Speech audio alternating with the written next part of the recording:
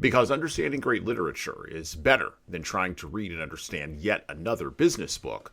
On the Leadership Lessons from the Great Books podcast, we commit to reading, dissecting, and analyzing the great books of the Western canon. You know, those books, from Jane Austen to Shakespeare, and everything else in between, that you might have fallen asleep trying to read in high school. We do this for our listeners, the owner, the entrepreneur, the manager, or the civic leader who doesn't have the time to read, dissect, analyze, and leverage insights from literature to execute leadership best practices in the confusing and chaotic postmodern world we all now inhabit. Welcome to the rescuing of Western civilization at the intersection of literature and leadership. Welcome to the Leadership Lessons from the Great Books podcast.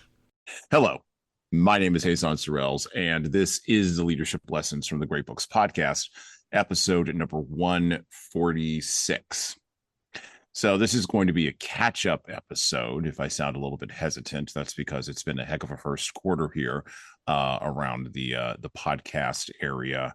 And so we should probably do these like once a quarter, just catching up, answering some listener questions, talking about some things that are going on behind the scenes of the podcast.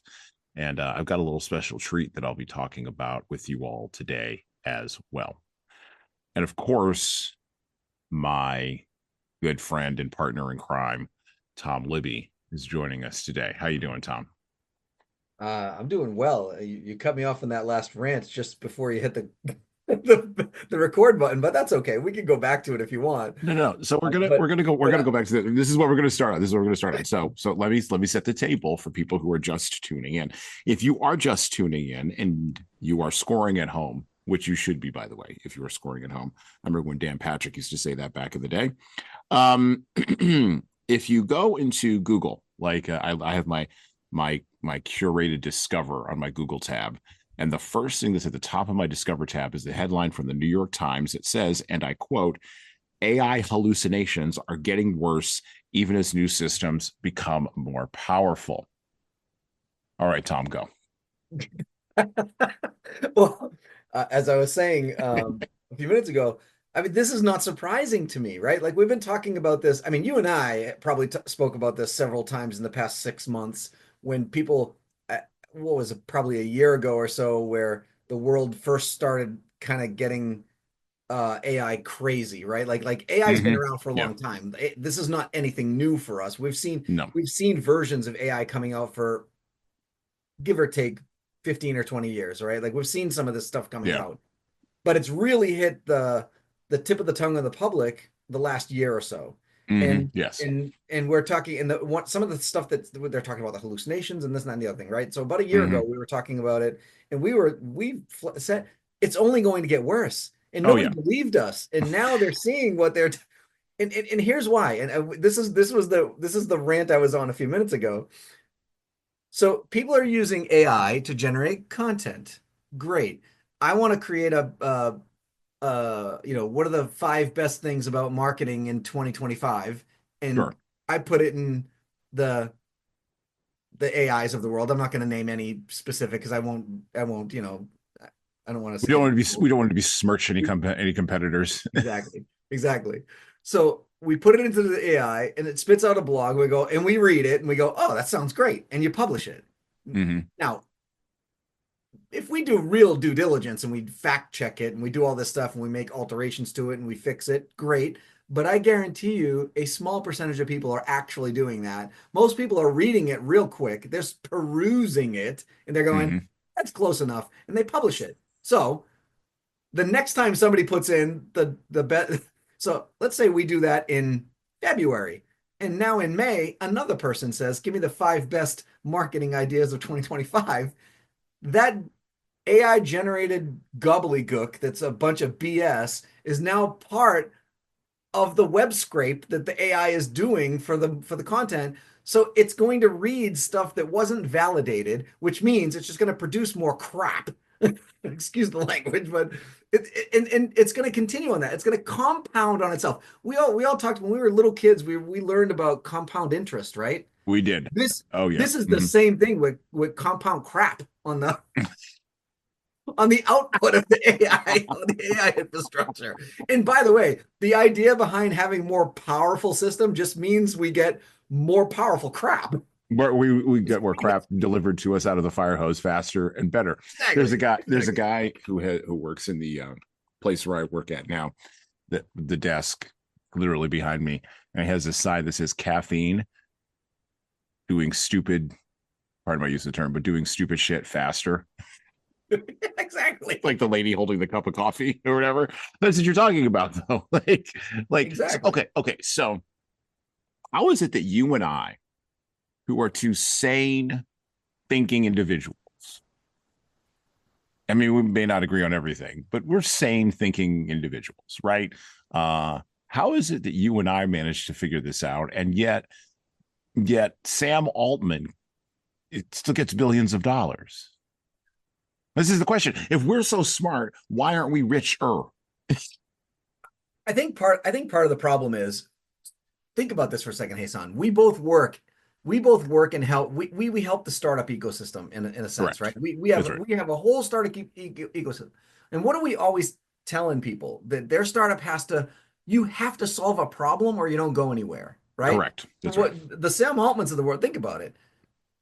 The solution to what he's giving people is ease of use, speed of use, and and without, like, there's no complexity to it. It's so simple Right. in its theory. And he says, just put in a prompt, it spits out the information. If you like it, it's yours. So there's no thinking involved. That's why he's rich and we're not, because we use our brains and we're trying to get people to think these things through. And like, so what you're saying is we're too smart to be rich.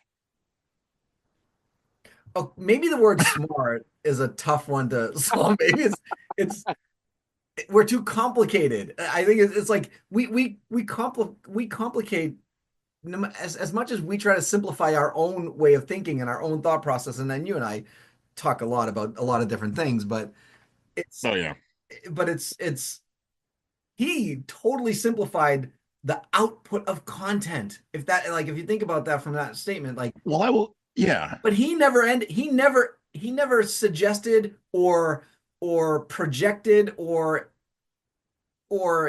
gave people the false sense of security of thinking that what the AI is producing is really good or really there's no, he tells people right up front, you have to fact check this stuff that AIs hallucinate, but yet we're not. We're just throwing crap at the wind and seeing what sticks.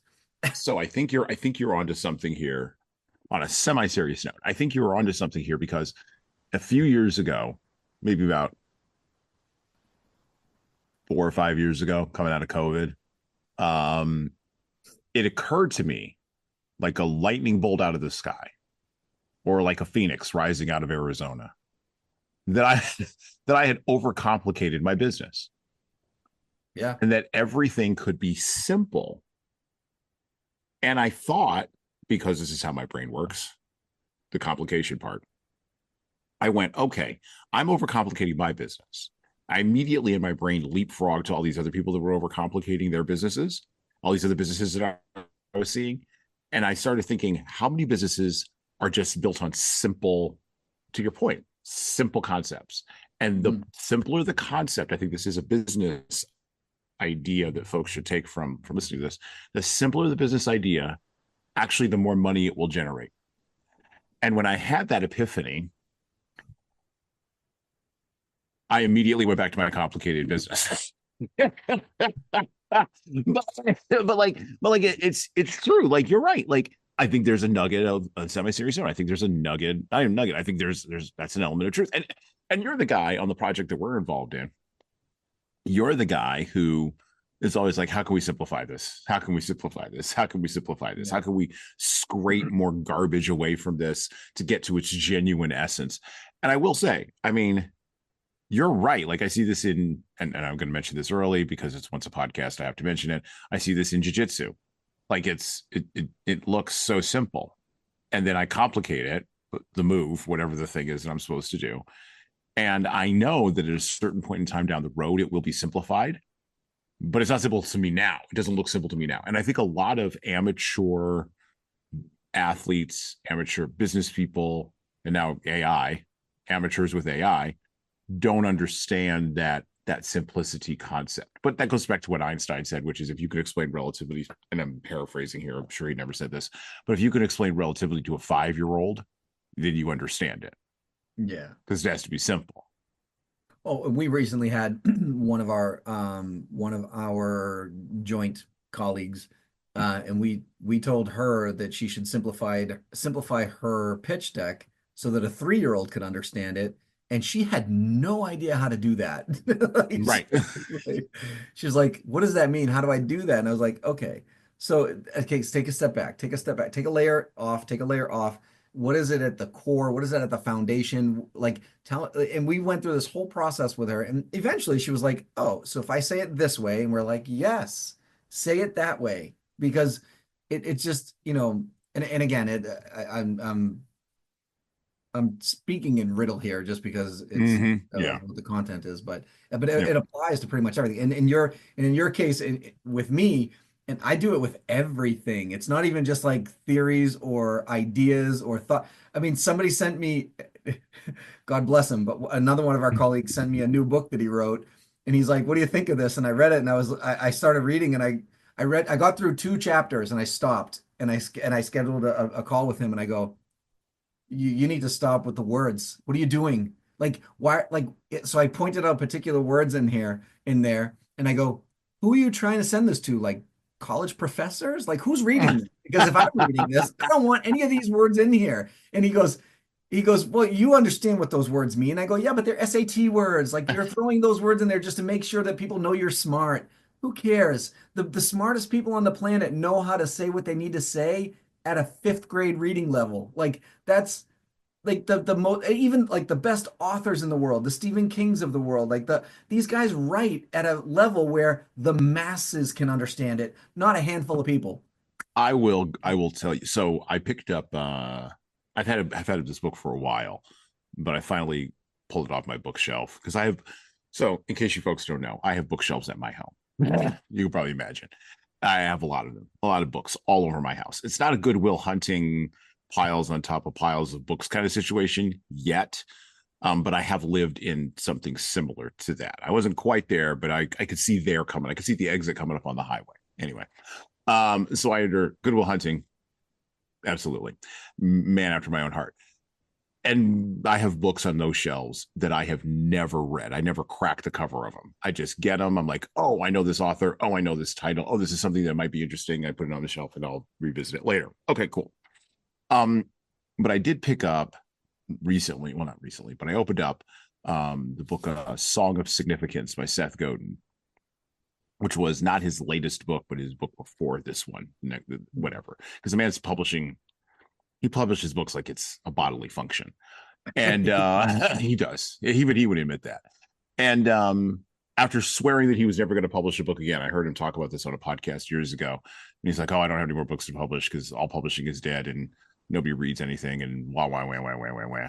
And then he's published 3 more books since then. I'm like, shut up, Seth. It's in the blood. But I picked up the book, and the interesting thing about the book is the cover is complicated and it's a put off.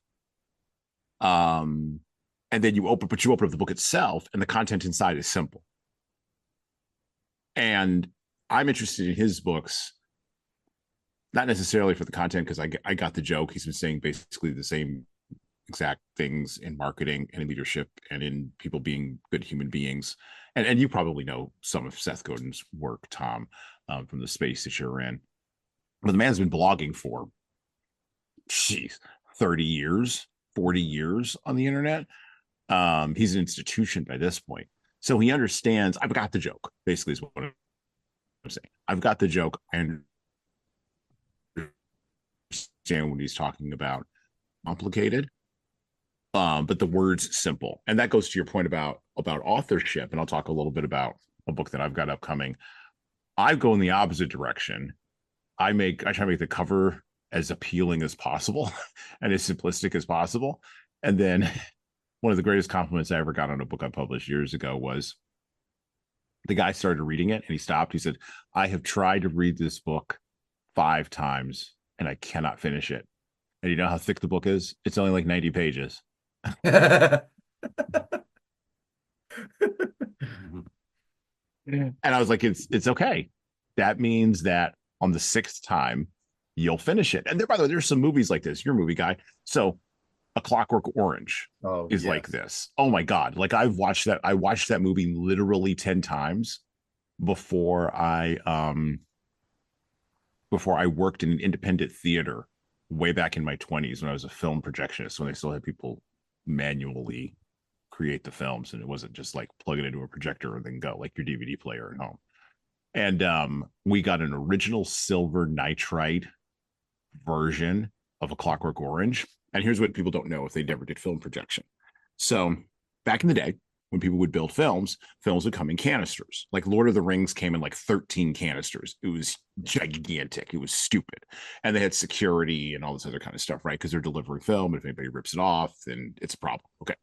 Well, old school films all come in these gigantic canisters. And so Clockwork Orange, I think, comes in at a little under 2 hours. I think it's somewhere around there, which is about 6 to 8 reels of film, which means it's going to come in like 2 cans, 2 of the old school metal cans, right? And so the job of the film projectionist is to put together the film and to cut it and make sure everything links together.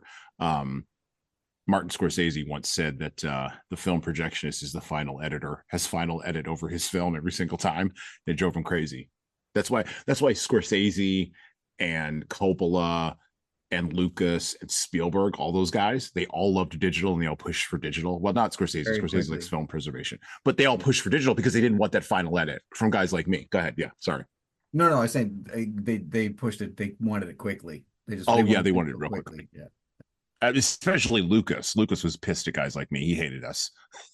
He hated all projectionists everywhere. It's like, you're ruining my vision. Lucas, call me your cheese. Chill out.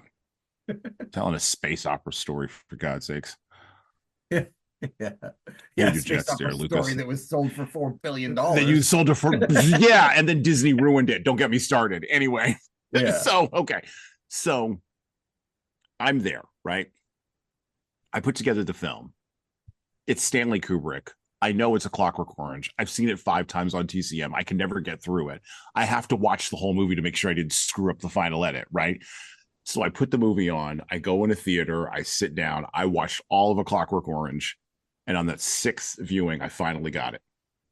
I was like, got it. I got Kubrick's joke, finally. And after that, I have never watched that movie ever again.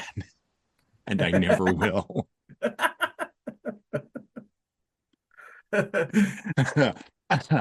And my books are kind of like that. I'm the Stanley Kubrick of book writing. Like, if you look at any of Kubrick's films, Paths of Glory, Dr. Strangelove, How I Learned to Stop Worrying and Love the Bomb, which, by the way, is my favorite film of his, Eyes Wide Shut, Full Metal Jacket, which is like parts of Full Metal Jacket that everybody remember are Lee Ermey yelling at everybody, the drill sergeant yelling at everybody. And then the movie falls apart after that. Like, all the Vietnam parts are like shot on a back lot in like England somewhere because he didn't want to leave his house, you know? Yeah. I even watched a biography about Kubrick on Amazon Prime recently. This is why I have it in my head. And I still don't know what the hell the man was doing. I still have no clue what the hell he was doing with film. And apparently nobody else does either. As a director. So anyway, I'm more in that direction. And the reason why I'm bringing all this up is because you're right. If you can explain something simply, you will sell billions of copies. If your business is simple, you will make billions of dollars. If you are Sam Altman and you are doing simple AI, you will make billions. But if you're more complicated and you want to thrust your complication upon people, you will not make billions. You will be lucky to make hundreds of thousands. That's the only lesson that I could think of out of that entire rant. You'll be Jesan and I. I'll be Jesan. Yeah, exactly. You'll be 100,000-aire. Slumdog 100,000-aire.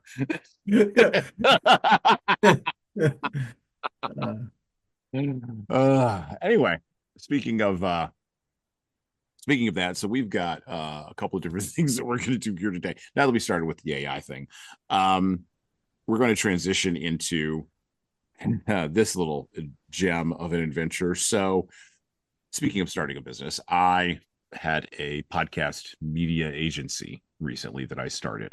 So to rewind this, sort of lay the foundation, because Tom doesn't even know this story. So back in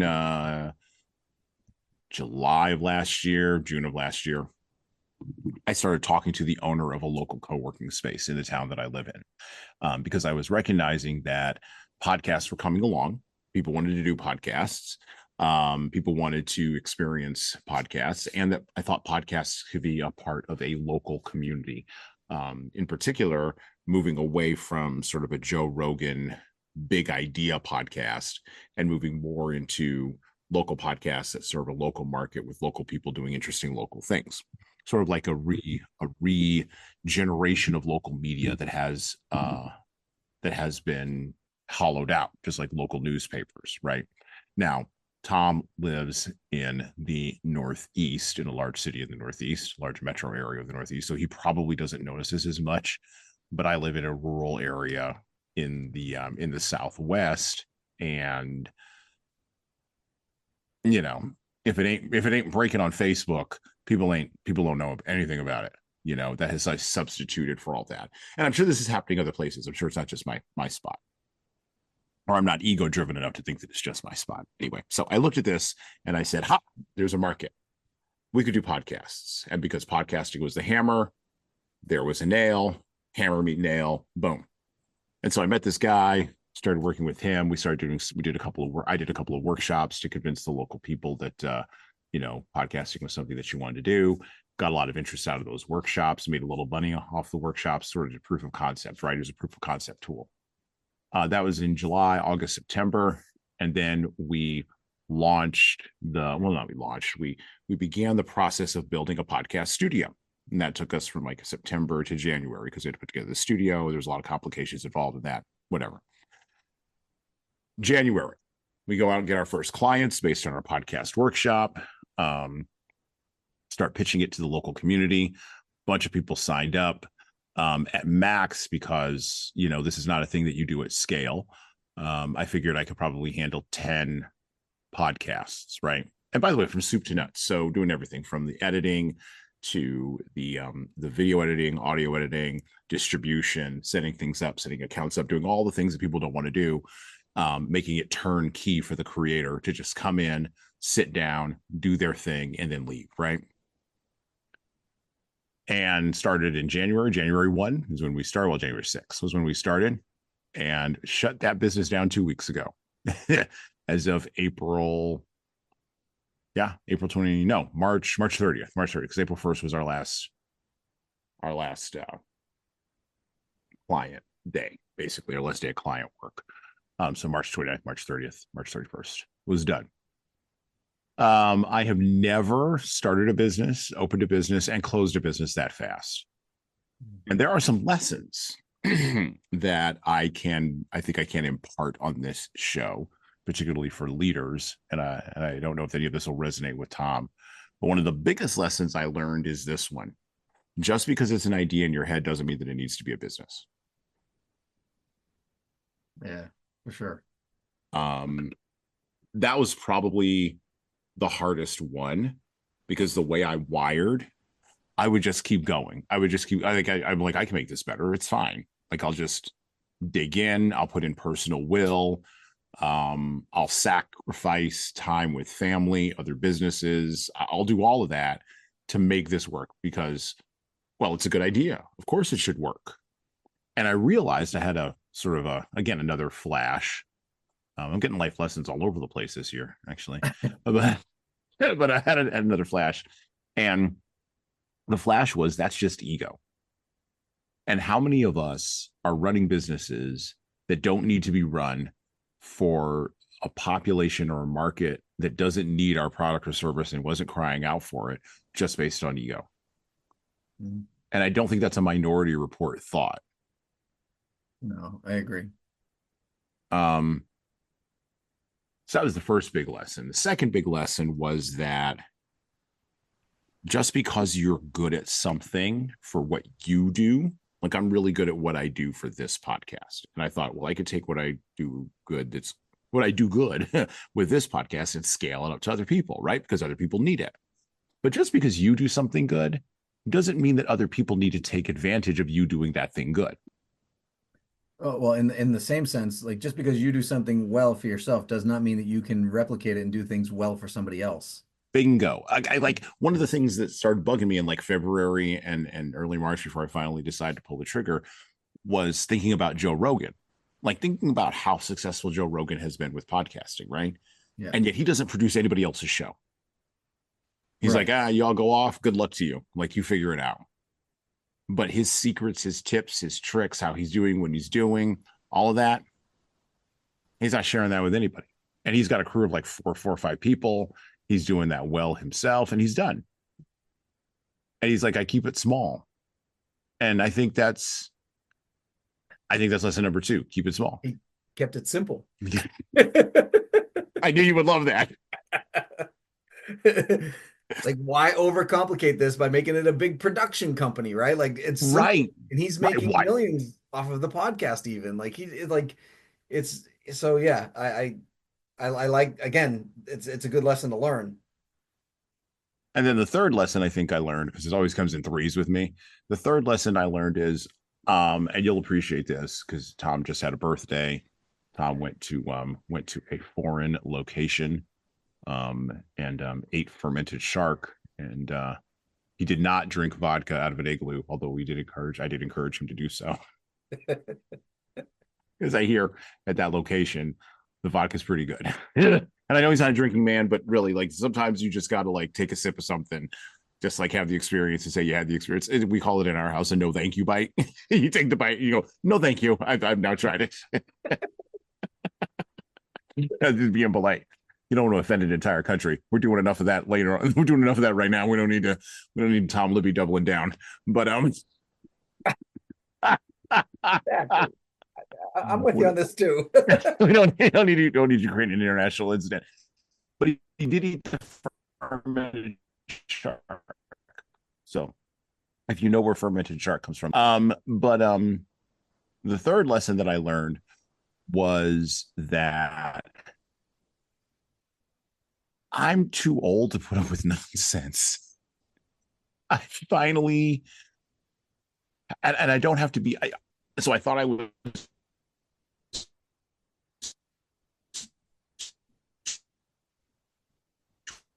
too old 10 years ago. I did. I thought I was too old. The thing is, I realized I don't have to be loud about not wanting to put up with nonsense. Yeah. I just have to say very quietly and respectfully to everybody, it's not you, it's me. It really is me. It's really not you. You're fine. You're doing what you need to do as a client or as a partner or as a sponsor or as a vendor or whatever. That's fine. You're doing you. I don't have to own your business. I don't have to run your business. I don't have to do any of that. But it's me. It's me. I don't want to put up with this nonsense. And I don't have to. Even if it, like, there was the potential inside of that idea for at least $500,000, which is not life-changing money for a person like myself. But if I put it into a, interest-bearing account, that might be life-changing money for like one of my kids, Sure. And so the stage of life I'm at, the level of, for lack of a better term, material comfort that I have, the level of confidence that I've got.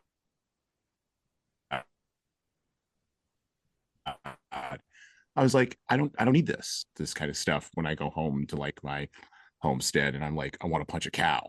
Like I shouldn't have to have that, I shouldn't have to have that desire, and a cow can handle it. I mean, that's 2,500-pound animal. It's fine. But all it'll do is try to kick me. And then like, we're going to have a whole thing. Yeah, we are the mosquito in that equation. We are the mosquito in that equation. We're the small thing. We're the small annoying thing. I have a brother that was he lives in Missouri. Mm-hmm. And he was telling me that he worked on a cattle ranch and he was trying to get the cow ready to do something that the cow just did not want to do and ended up getting kicked. And he was like out of work for like a week and a half. We are the mosquito in that circumstance. I always tell my daughter, who loves horses, she's a horse person, my youngest daughter. I always tell her, I've been telling this kids this for years. You don't want to be caught on the southbound end of a northbound cow. Like you just don't. You don't want to be down there. So especially not to get kicked, because that's where they kick you from. Like they don't kick you from the side, you know. So but those are the three big lessons, right? I don't have to put up with nonsense. Just because I do something well for myself doesn't mean I have to do it well for others.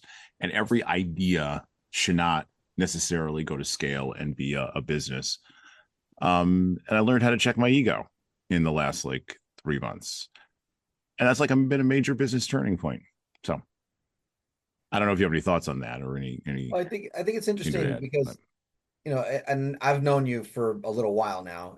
Like we're, you know, if we had this conversation 2 years ago, I might have a different perspective. But yeah, you know, knowing you for a while now, I think it's interesting the way that you word, you know, checking your ego, because I feel like when you interact, I'm just talking about you personally, not necessarily, you know, the podcast per se, or this particular venture that you're talking about. sure. But when you interact with people, it's not, it's very rarely egotistical. And I mean very rarely. So when you say that, I'm thinking you're talking about within, meaning like you can check your ego from within, not necessarily with your interactions with people. And that is a different ball of wax. Being able to check your ego from within and like check yourself and be able to know, understand, know, observe, recognize and understand that that your ego needs to be checked is damn near impossible. So the fact that you figured that out is pretty good. It's pretty good. You know, it's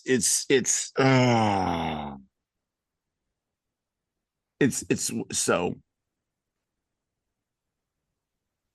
there's a great moment in the Old Testament when the prophet Elijah, who literally is a man from nowhere, like he comes out of nowhere. How he's introduced to First Kings is amazing.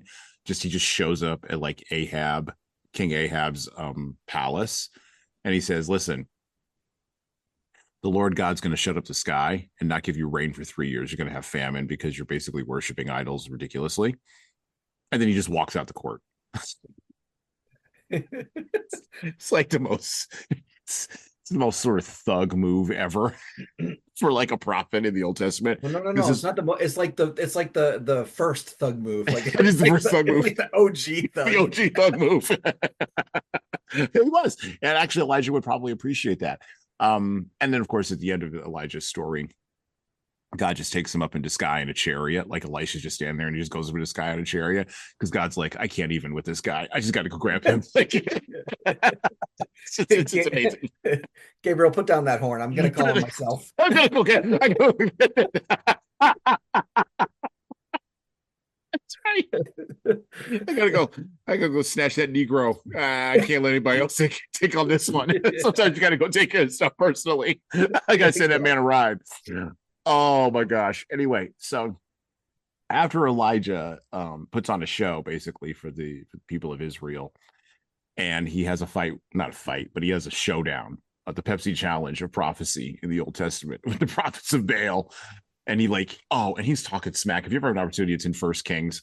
Just read it, just for the narrative structure of the story. It is so good. Like you read this story to like middle schoolers, and they're like, particularly middle school boys, they go, "That's the coolest story in the freaking Bible. Why don't we ever hear about this?" I'm like, well, because they don't want you calling down fire from heaven. I'm like, chill out. You're 10.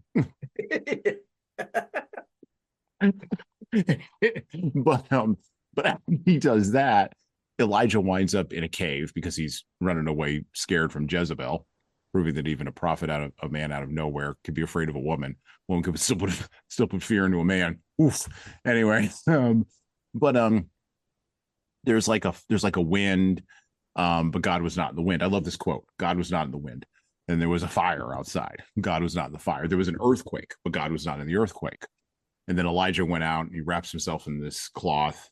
And it says in First Kings that Elijah paused and he heard a still small voice. And basically the still false voice is, Elijah, what are you doing? Like, what are we doing here? Like, stop feeling sorry for yourself. Stop hiding in the cave. yes, I understand that you think you're the only one in Israel that worships God, basically, and that everybody else is into idolatry and is terrible. And go get a disciple already. There's a guy named Elisha. Go bother him. You need a friend. A guy like you needs a friend. Use the buddy system. Use the buddy system. That's right. And I don't want to minimize the story because it's a very powerful story. And at the same time, that's for me what an ego check sounds. It's a still small voice. That's why I said all that. It's a still small voice inside of myself. I think other leaders, if there were any tip that I could give that would be a practical tip out of this entire sort of nonsense that I've given about the media agency and all this stuff, not stuff, but all this story that I've related, is you have to find that still small voice. Because if you don't, you can, and then you have to listen to it. That's the other piece. But first you got to find it. And moving away all the noise and stuff that's inside your own head and inside your own heart, and that's outside, for even just the outside noise, it's just really hard. And so if you could do it, you'll hear that voice, and then you'll be able to check your own ego and check yourself. Here's the thing though, Jesan, everything you just said, like if you think about it, like you should be doing, if you are part of the small business world and you are, or an entrepreneur, and you're trying to get something started or whatnot, all of what you just said applies, right? Like you have to clear away all the clutter, select what you are going to be leveraging as your North Star, and you go forward toward that North Star, and you keep all the clutter out of the way, right? Yes. Like, so to your point, that inner voice is your North Star in your company's growth pattern. And you point and go, and something deviates you from that direction, then you don't do it. Like we've talked about this too in a couple of the ventures that we've got going on, which is like we've got all these people throwing tasks at us. Do this, do that. What about this? What about that? And we never stop. Well, we do now, but we didn't stop and think like, oh, that's a good idea. Or sorry, we kept, oh, that's a good idea. Oh, let's try that. Let's try that. Let's try. What do we think? We never stopped and said, does it satisfy our North Star? Like, does it keep us moving in the direction that we're supposed to be moving? Because if not, then we're going to skip that for now. We can come back to it later if the idea, or go simmer on the idea, fix it. Like, so to your point, now you might have gone through all of that whole process in your head without realizing it, coming to the understanding that you need to shut it down because maybe there was no North Star. Maybe there was no, and I understand what you're saying. Like maybe something you do well for yourself, you can't do for other people or shouldn't do for other people. But again, that means it has no direction, has no North Star, right? Like there's like, it's the same, like we're saying the same thing, but we're coming at it from a different angle. Well, and how many people, how many businesses do you think just operate on, for lack of a better term, directionless money, directionless revenue? Like they've lost their North Star, but they still get so much revenue from when they last had their North Star that they're just running on that inertia of directionless revenue. And I mean, obviously you could think of big organizations that do this, but I'm thinking of like small, from maybe your family size to like a mid-level size company in that range, right? Because those are the kinds of people listen to this podcast. How many of them, like I was talking to a guy the other day whose company is a second generation robotics company, and the tariffs are crushing them right now, because they didn't but they all voted for Donald Trump, so they're all like on board, at least everybody in the company, and it's not about voting, by the way, they're all on board with, we're gonna have to go through some pain, and that, by the way, has come from leadership, right? But I wonder, or the minority report, to use that term again, underneath is, does your company really still need to exist? Like, yes, I get second generation company, but have you made so much revenue that you've lost your North Star? I wonder that. I don't know what the answer to that is. I didn't ask that person that question because it wasn't appropriate for the thing that we were doing, but it is something that occurred to me. But you can definitely see that in companies that have recurring revenue models, right? Like some sort of like monthly subscription or annual subscription or what, like any kind of thing like that. I think that happens a lot more frequently than people think it does. The company's just lost his way, but it's got 15,000 customers spending $100 a month. Let it ride out. Why Right. not? You're just going to keep pocketing profit. Why not? Like, but does the company actually still solve problems? Is it going to create generational wealth? Is it going to Right. there's a lot of other things now. If that's not important to you and you're just going to run it into the ground, then God bless you and keep going, do what you got to do. But to your point though, and by the way, I'm not suggesting that the North Star can't change. That's Right. Yeah. that's what we call a pivot. Like, you can pivot. Like, sure. But if your pivot is to nowhere, that's not a pivot. That's giving up, right? Like that's That's just giving up, saying, yeah. I'm going to let it ride and I'm just going to take all the money I can out of it. Maybe you have some IP that you can sell at the end of the day or whatever. I don't know. But I'm just saying, like, but if you don't have some sort of driving factor, some sort of North Star, some sort of way to, mechanism to make sure that you're on the right path with whatever goals or that you're trying to accomplish, then what's the point? Right. What is the point? And to your point, when do you decide to wrap it up and close it up and whatever? I mean, to me, that's it. Like now your wrap up could be, as we just said a second ago, just letting it ride out. And as customers fall off, they just fall off and you just walk away and you walk into the sunset with whatever money you ended up making. Yeah. That doesn't necessarily mean that you have to literally close, like the way you did the media agent, the podcast media agency, where you literally closed up shop, stopped taking customers, like you're done, bam, all done, nothing else. Like, there are ways, there are a lot of companies out there that don't have to do that. They just let their their customer base ride it out. Now, I'm not a big fan of that, but that's just me. Like, well, and when you let it, you talk about it. So I like that you mentioned the recurring model or the subscription model, because that's the place where it's the most notorious. yes, Particularly in large media companies that are built on subscription models. And I'm going to say two that everyone will know: Hulu and Netflix. Like, you can see this in both of them. Like the level of content. Well, this ties back into the AI thing. The level of content slop that's on that platform that didn't used to be there when they were mailing out DVDs, right, is kind of astonishing now. Like, I mean, I pay for Netflix. I can't think of the last time I actually sat and watched an original Netflix anything that was good. And that's because they're letting the model just run. By the way, they've got enough money for run it for another 20 years. I'm not knocking that. They got enough money to run it for 20 years. So maybe they'll find a North Star in the next 20 years. I don't know.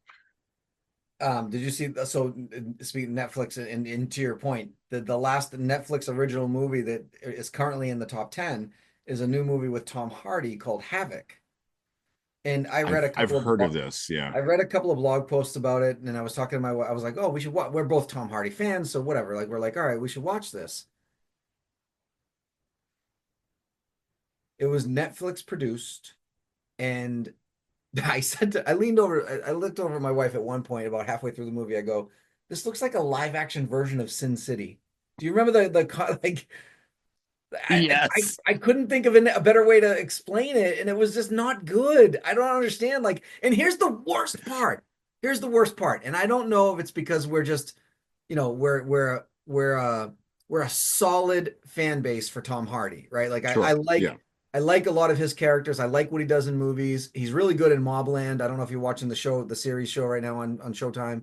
I saw an ad for it on Paramount Plus or whatever, and I was like, "Oh, what's that?" So he's good at Mobland. My daughter and wife loved him in Peaky Blinders. Like, he's a good actor, right? So I don't know because I just like him. I thought his character in the movie was good. The movie around him was bad. Yeah. And I think they tried to get a little star power in there too, because they had Timothy Olyphant in there, which again, he's usually pretty good. I think Timothy Olyphant's a pretty good actor. And I think his character development in the movie was okay. It was mediocre, but Tom Hardy's character in the movie was solid. It was a solid character. If you took that character and you put it in a different movie, it would stand on its own merit. But the movie Okay. itself, what were they thinking, man? I was like, what are they doing? So there's a phraseology that I'm going to dump into your brain that will identify what you just saw there with Tom Hardy. And by the way, I'm a fan of Tom Hardy only in that he does jiu-jitsu. He's a blue belt in jiu-jitsu. And he might be a purple belt by this point. And he was once interviewed about doing jiu-jitsu, and he said that his favorite part of it was that he got to crush people. And I was like, oh, okay, I see what kind of game you play. You play a pressure pass game. Got it. I do not play that game. I don't play that game, but I understand. I understand you play that game. All right. Anyway, but the phrase that's used typically when an actor is better than the material around him, from the directing to the sets to the whatever, is he elevated the material, right? Now we typically think of elevated as in he brought everybody else up with him, but not increasingly, for probably about the last 25 years in Hollywood, it's with increasing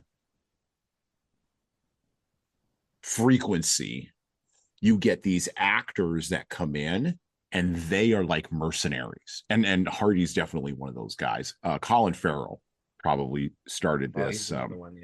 Started this path really about 20 years ago now with his career, where he just comes in and he just chews scenery and he just eats up everything and eats up everybody, and everybody collapses, is not meeting his level, and he's okay with that.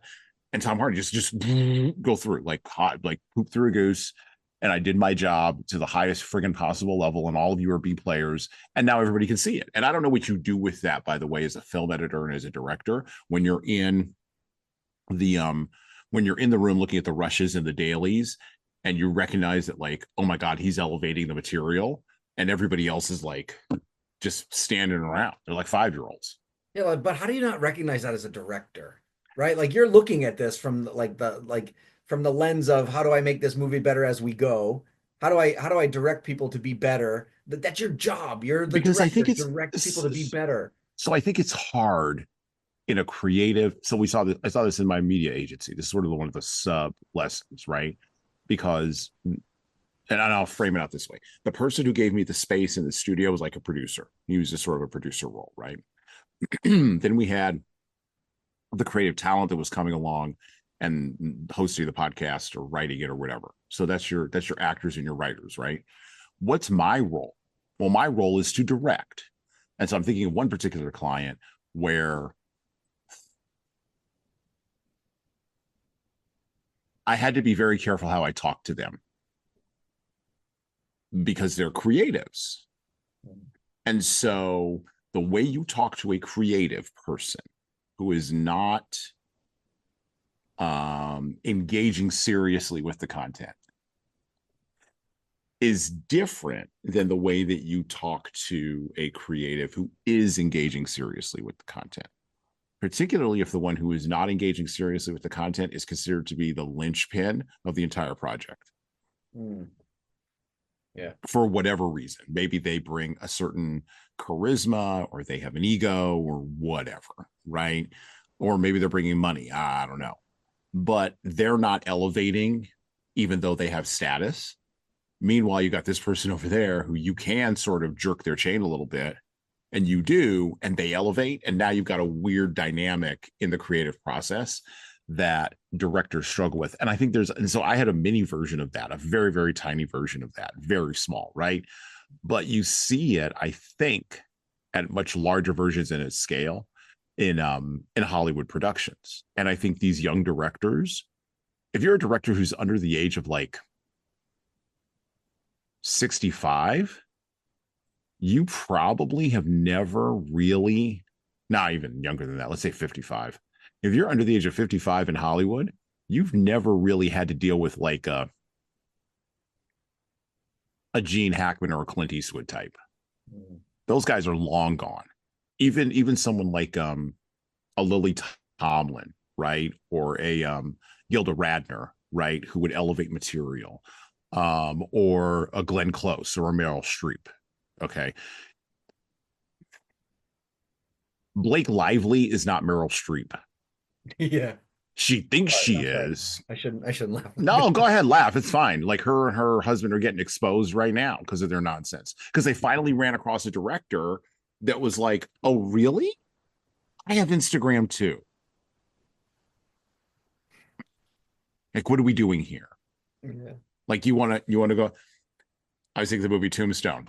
You go ahead. You pull that smoke wagon. You go right ahead. You pull that and you watch what happens. And she did. She went ahead and she pulled that smoke wagon. And she's going to get some. She found her Huckleberry. And, and someone was like, "Oh, yeah, that's just my game. I got the receipts. What do you want to do?" And this is the dynamic, I think, in the Blake Lively, Ryan Reynolds, and whatever that director's name is, triangle of nonsense and lawsuits, that you're seeing the inability of a director to wrangle someone who has the ego but doesn't have the chops. Yeah. And he saw the gap between the ego and the chops, and I bet he tried to control that as nicely as he possibly could. And he would have loved to have yelled at her on day one, but then like Ryan Reynolds is standing back there, and you got to deal with that guy. Which, by the way, there's a easy, simple way to deal with that guy, but I'll just leave that aside for just a minute. You got to be the director who's like, no one comes on my set unless they're actually on the movie. Right. Oh, your name is Ryan Reynolds? I don't care. This is not your movie. Go do another Deadpool 4. Leave me alone. Go hang out with Hugh Jackman or whatever it is you do. Like, go away. But you don't have that kind of dynamic, I think, in young directors. I think that's one aspect of it. Yeah. And so in Havoc, you get a director who's just sort of letting Tom Hardy just eat scenery, and Tom he'll accommodate. If he's a Brazilian jiu-jitsu guy, I know how his brain works. He'll accommodate you. But it's funny too, because like I was even saying to my wife, I was like, not only that, like I like his American accent. Like I think he's good. I think he's got that, but he's got a charisma to him that I just think is missing in a lot of people in the diversity of his craft, right? So Yeah. like it's not like he's like he did a movie like Venom, and he didn't get typecast like everybody else did when they did those MCU movies, right? Like everybody else kind of like, yeah, they got stuck in or whatever, or like the Jason Stathams of the world, right? That just kind of like he's your action guy, and Tom Hardy ended up doing some action stuff, so now he's your action guy, and he was like, "Oh hell no, I'm gonna go back and I'm gonna do another TV series, and I'm gonna be on the small screen, and I'm gonna show you that I'm not just just an action guy, and I can actually act." Like like so. I don't know. I like him anyway. No. I think you're onto something. And so the whole, but again, this.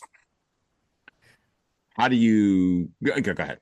So I was just gonna say, so on the flip side to that, that's why I brought up the Netflix, top 10 movies. On the flip side of that, the movie that just took over #1 is called Territorial, is actually a German-based film where the filmography and the cinematography is mediocre at best. The dialogue was mediocre at best. The acting was okay, but the story was great. Like it was weird. Like the concept of the story carried the movie. Like it was kind of an interesting. Now there's some far-fetched BS stuff that happened, and anybody that watches it is same as my wife and I did. We watched it and we were like, let me get this straight. You're in this type of environment and there is no human being around. Like, what is going on here? Like, that's stupid. Like, you know what I mean? Like certain parts. But so that was a case where the material was probably better than the environment and the actors. So it's like the opposite effect, but it was still a decent movie. In my opinion, it was better than Havoc. There's a reason it took its place at #1. It was just a better movie, but it wasn't better acting. I thought Tom Hardy was better than anybody in that other movie. The script writing was not all that much better than Havoc. It was the storyline, like the actual story was compelling. Okay, let me ask you one question, and then we can switch to another. We can transition to another topic because I want to talk about the books and the format of the show because we're going to do some different things here going into the remainder of the second quarter, and the third quarter and the fourth quarter of this year. I'm going to shift some things around. I want to talk about that for the listeners. So here's my question: which matters to you more, the acting or the writing in a film?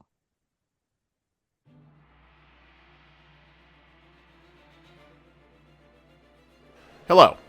So I'm going to do some shilling here, and hopefully this will be a pause in our riveting conversation for you. I have an offer for you. My most recent book is 12 Rules for Leaders, The Foundation of Intentional Leadership. It's available in paperback, hardcover, or as an ebook on Amazon, Barnes & Noble, Kobo, and any other place you order books. Now, in this book, I address the 12 leadership areas that I have found leaders need to be the most intentional in to be the type of leader followers actually want to follow. From establishing a foundation of leading teams through managing conflict effectively, all the way through leading teams through change, knowing what to do and why to do it can help readers, like the ones listening to this show, become better leaders. Look, reading this book and living it is like getting coaching from me directly without having to pay my full coaching rate. Head on over to leadershiptoolbox.us. That's leadershiptoolbox.us, and scroll down the homepage and click on the Buy Now button to purchase in hardcover, paperback, and Kindle format on Amazon 12 Rules for Leaders, the foundation for intentional leadership. And that's it for me. Now back to the show.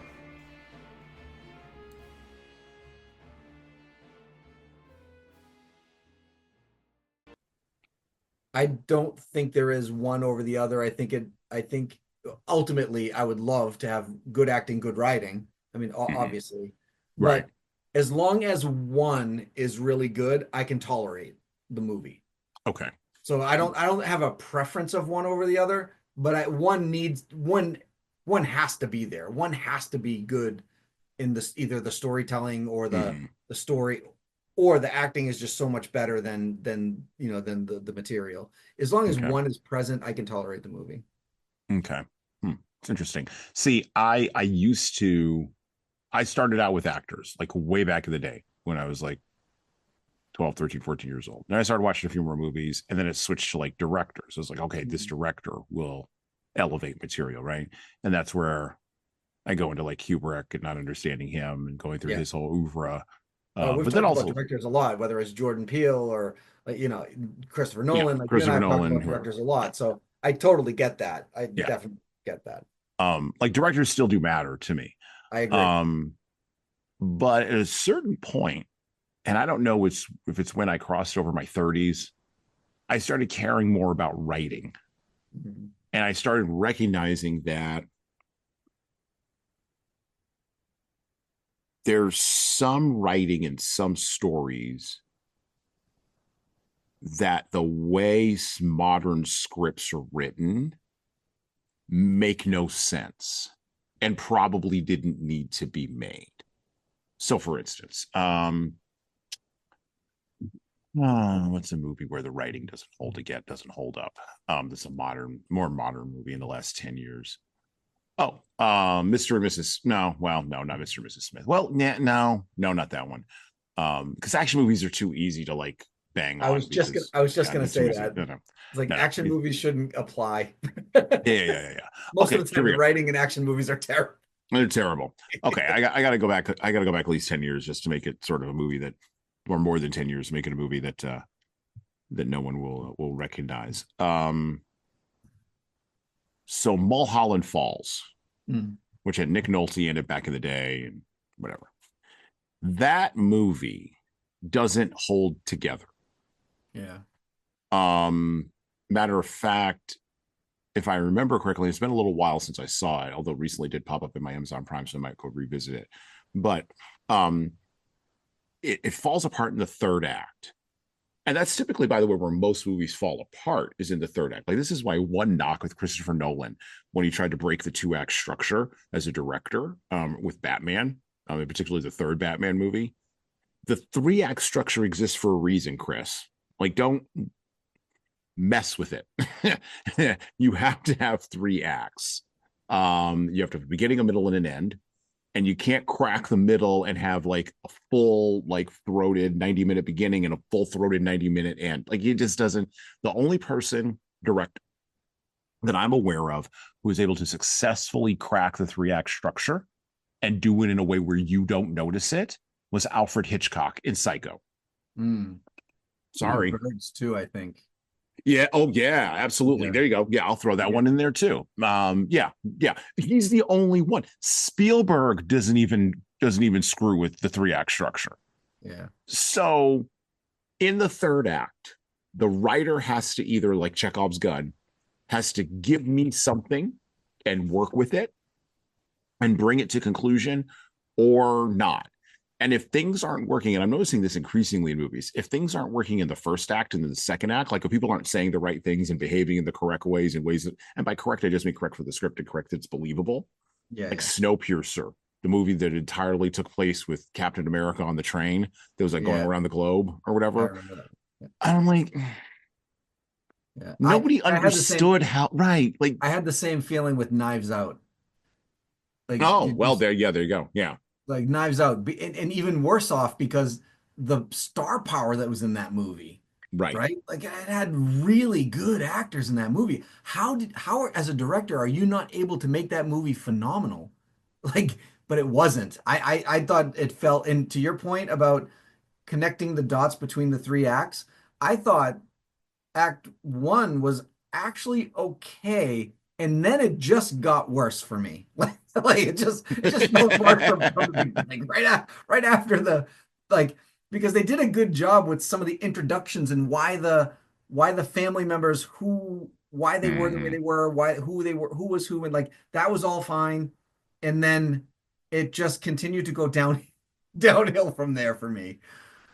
I'm gonna look up Knives Out, but I think that was directed by 2019. That was directed by, let me see, just so that I'm actually correct, because I had Daniel Craig in it and all Daniel that. Craig, yeah. Yep. And it was directed by, I'm pulling this Daniel up on my Craig, phone. Chris Evans, Christopher Plummer. Rian Johnson. Okay, can I tell you something about Rian Johnson as a director? Well, Jamie Lee Curtis. I mean, I can already tell you, I'm probably not going to watch a lot of his movies. Go ahead. Okay, well, I'll tell you a movie that he should not have been allowed to touch, and everybody, the next movie that came in the series had to undo everything that he did in the movie, and it wrecked the entire series. Rian Johnson directed The Last Jedi, a movie that totally and completely has turned me off of Star Wars films for the rest of my life because they let him touch that. Yeah. He believes fundamentally in subverting expectations. That's his whole like shtick as a director. Except the problem is, Rian, you're not talented enough to subvert anything. And you can record this and send it to him. He won't care. He's European. He doesn't care. He's going to keep getting stuff because he's whatever. He's paid up with the right people, however it works in Hollywood. I don't know. But my point is, he has a history, a track record of looking at a script and going, I will do whatever the hell I want. And then he just goes off and does whatever the hell he wants. And he thinks that makes him an auteur as a director. So he breaks the 3-act structure, or in The Last Jedi, he totally undoes all of the character motivations that were set up quite nicely, actually, weirdly enough, in the first, of those 3 movies, and just totally train wrecks it. And by the time you get to the third act of the last, not even the third act, the end of the second act of The Last Jedi, now, arguably, I will preface this by saying, when I watched The Last Jedi, I was already irritable and I didn't want to watch it. So that was color, whatever. But I probably had too many vodkas out of an igloo by that point. But I just for full disclosure there, transparency. But I turned to my wife as my wife was watching, and my wife does not care about Star Wars, like at all, does not care. I'm a huge Star Wars guy, or at least I had been a huge Star Wars guy up to that point, whatever. And I look at her and I go, I can't handle any more of this millennial whining. I can't handle it. It's too much in this movie. I'm done. And I shut it off. I don't even know how The Last Jedi ended. It doesn't matter. Doesn't matter, because the movie that came afterward, The Rise of Skywalker, that J.J. Abrams had to like direct to undo all the nonsense in The Last Jedi, I didn't watch that movie either. And I won't. I refuse. I'm done. I'm off the train. Yeah. I'm off the train at the station. I don't watch any of the shows. I don't care about it. I get it that it gives a lot of people angina. Disney does what they do over there. I'm done. I'm off the train. Everybody should have gotten off the train with Rian Johnson, because the fact that Disney hired that guy with his track record, who then later on, by the way, went on to do Knives Out and other films where he's breaking. Come on. The guy's a wannabe European auteur director. Let him go to Europe and direct small films that no one will watch. Right. Yeah. There you go. Please, just go do that. That's when you can break the structure and do all the things. Whatever. Anyway, sorry. Yeah. No, I'm with you. But again, That's my rant. but at least now I understand. It's just him. It's him. It's So him. Knives Out was his problem, because again, my point to that rant was, with the star power that was in that movie, it should have been awesome. It should have worked. Yep. Like, could you imagine Christopher Nolan or Jordan Peele or Spielberg or any of those guys with that cast? Come on. He was also the writer of Knives Out. Oh, well, that makes sense then. Never mind. It was not a good movie. I had very high expectations of that movie. It was not very good. Well, he subverted them. He successfully subverted your expectations. Yeah, exactly. There you go. All right. Anyway, let's get back to books and leadership here, Jesan. We're off the rails. Well, we do this once a year. We did it a couple of years ago with Oppenheimer. It's fine. That's true. Yeah, I forgot about that. It's fine. Except this won't be a bonus episode. This is the episode. This is the whole thing, folks. Okay, so the podcast, right? So Leadership Lessons from the Great Books podcast. We have a podcast here. We read books. The philosophy of the podcast is dead simple. We read books, we pull leadership lessons from them, and we try to apply those leadership lessons to your real lived life. We do it with a variety of different guest co-hosts, most notably Tom, but also others like Libby Younger, and many other folks. Some of whom are on with us regularly, others of whom are on with us intermittently. We also do shorts episodes. We have a shorts format, which are 2 to 3 minute, sometimes 3 to 6 minute long rants, where I just talk at you about something that bothers me. You should listen to the one that came out last week, where I'm beginning to talk about work and significance, and the one that came out this week, where I further go into this idea that the workplace, it's a new idea that sort of captured my mind. The workplace isn't a place where we should be seeking, or where we should even be hearing, to paraphrase from Seth Godin, the song of significance and meaning in our lives. I don't think work was meant to carry that kind of weight. No. Family, tradition, community, that's where that weight should be. Work is built into the fabric of reality. I fundamentally believe this because of my Christian beliefs. I fundamentally believe this. I think it was relevant at one point in history, but no longer. Yeah. Well, and I think this is part of the renegotiation of a post-industrialist, and actually not even post-industrialist, post-industrialist, post fourth turning, as we get into the high of the next turning, west. I think we're renegotiating this now in real time, and I'm not the only person that I know who is looking around at the systems and the processes that we have that are based on work and going, this can't be a place of significance. The significance has to be someplace else, and postulating that things were better in the West overall. I can't speak for any place else, but the West overall, and America in particular, and my particular state and neighborhood in very particular, when we were more focused on things like family, tradition, and community, versus what the industrialists of the 20th century and the mass marketers of the 20th century strip mined out of us, and replaced only with cash and status and power. So I'm working on an idea here, and it also ties into another idea that I have about people who are serious versus people who are unserious. I'm a little bit irked about that. I did a whole rant on that. I'm tired of the unserious people. I don't think leaders need to put up with them anymore. And you can be serious about something like this podcast without taking it seriously. But you cannot be unserious and foolish about something like this podcast and expect to be taken seriously.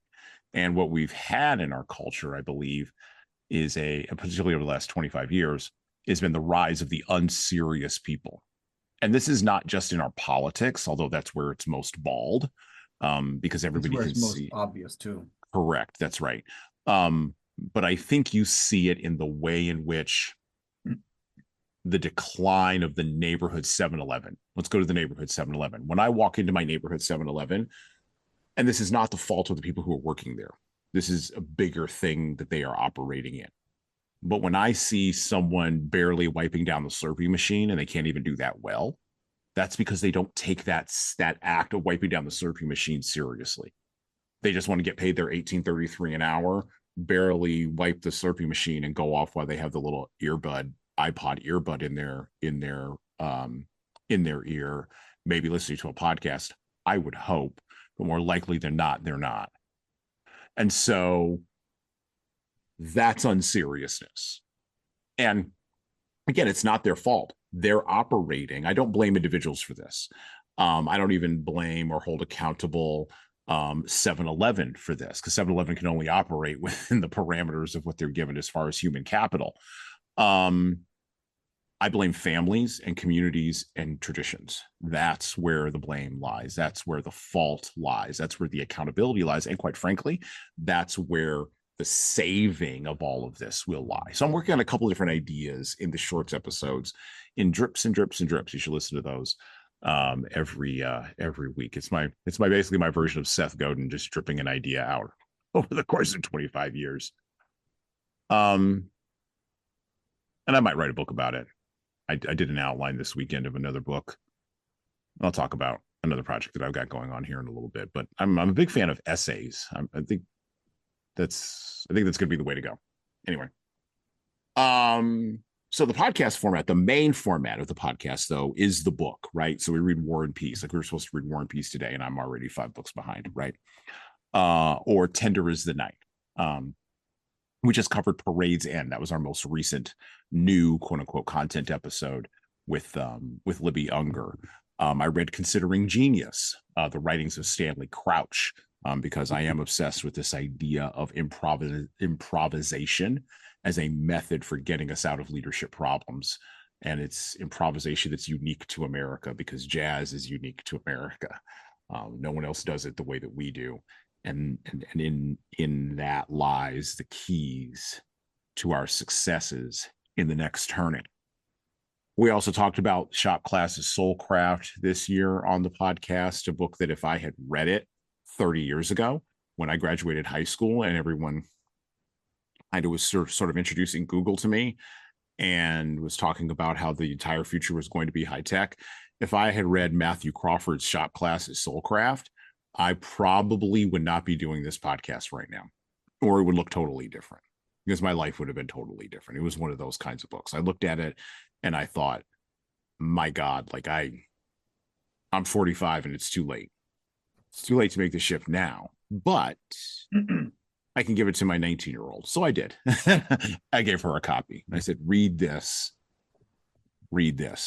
So those are the kind of books we cover on the podcast: fiction, nonfiction, covering a wide variety of genres. But we're going to shift our focus a little bit coming up here on the podcast. So normally we take larger books like Brothers Karamazov, which is like 1,000 pages, or War and Peace, which is like 1,200 pages, or Augustine's not Confessions. I'll think of it in a minute here. But books by Augustine, right? The big, thick tomes that really sort of defeat people. We take those books and we divide them up into smaller parts, and then we talk about them, right? And each one of those is right around a 2-hour episode to cover a larger book. But I'm increasingly believing that we should take smaller books, such as F. Scott Fitzgerald's Tender is the Night, which I'm reading right now, and really break that down into smaller parts. Because I think there's things I'm missing, things that we're missing, gifts that I'm not bringing to you all as an audience that I think need to be brought to you.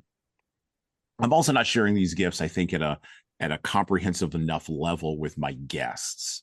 So, for instance, Parade's End, which we just covered with Libby Younger. Great episode. Go back and listen to it. We spent the first probably 45 minutes of that episode just talking about European politics.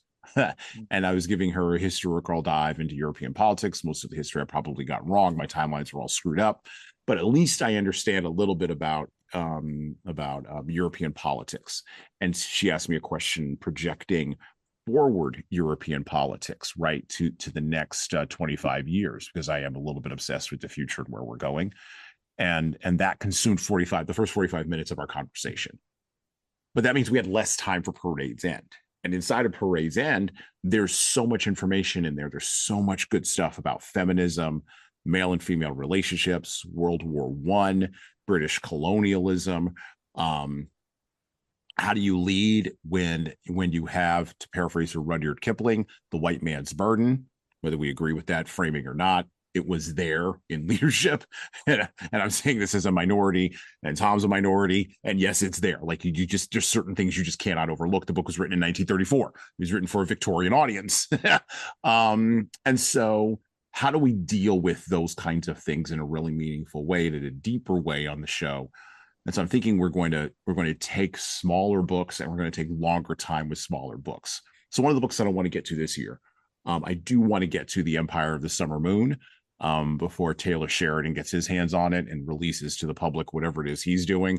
I want to get ahead of him on that. And he's pretty quick and he's a good writer. So I got to get ahead of that guy. But there's other books that are on our list to cover this year that do deserve more time spent with them, even though they look small. So we're going to start having more multi-episode or multi-episodic covering the same book, multi-episodes covering the same book coming up here on the podcast. So maybe 3, maybe 4, maybe 2. It'll just depend on the length of the book and what I can pull out of it. Because I will admit right now I'm about 75% through Tender is the Night, and probably about once every 30 or 40 pages, I'm getting a theme pulled out of there. And so I'm going to have to really go in there and really pull some things out. There are valuable things in there, but you got to read it to find those valuable things. So this is the first time I'm sort of bringing this up. This is the first time I'm bringing this up with Tom. And he is my ride or die homie on this one with the guests. So Tom, what do you think about that as a potential co-host? Like, where do you see the problems, the pitfalls, the challenges? You know what kinds of books we've read here. I mean, for God's sakes, I started you off with Pearl Buck and The Good Earth, which we could revisit that if we wanted. And I convinced you that we could do something decent with The Good Earth, and now you're like, okay, I'm all in. This guy's crazy, but I'm all in. It's funny as you were saying this, right? Like as so my mind starts spinning because again, I'm listening to understand and I'm listening. Mm-hmm. I'm not listening to reply, right? I'm listening to absorb and understand and be able to and be able to really digest what you're talking about. But one of the first things I City of God, by the way, that's Augustine. City of God. City of God. Sorry. One of the things I thought, I'm thinking, wouldn't it be interesting, or how interesting would it be? Because the co-hosts that we have on this show come from different walks of life, different ethnicities, different genders, really different, just totally different ways of thinking, right? So could we take something like, it was literally the last book you just said, so I'll just make that as an example. Sure. The Good Earth with Pearl Buck. Could we do an episode with myself and then the next episode on the same book with Libby, the next episode on the same book with somebody else?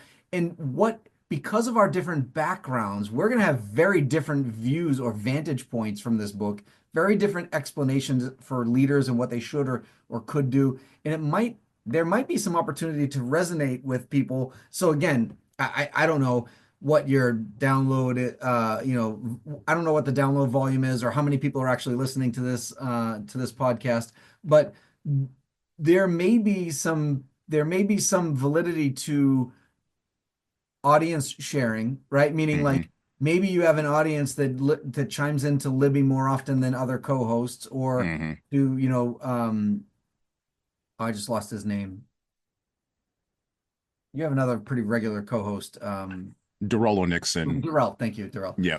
Like so he was the one I was thinking of, by the way. So Yeah. Darrell, like somebody that chimes in, like when they go down your podcast list and they see Darrell, they're like, oh, I'm just gonna listen because I like listening to him. I like listening, whatever. Yeah.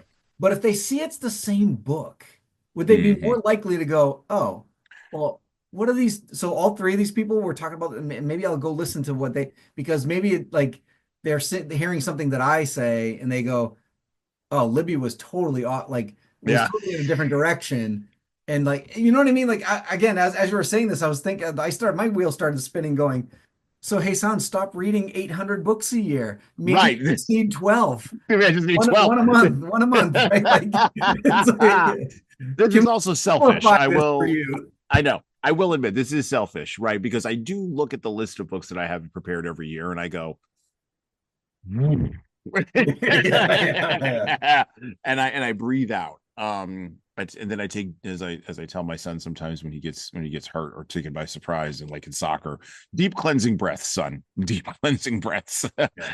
Well, and then there's some books that are a total surprise. So every year, and Libby Libby knows this.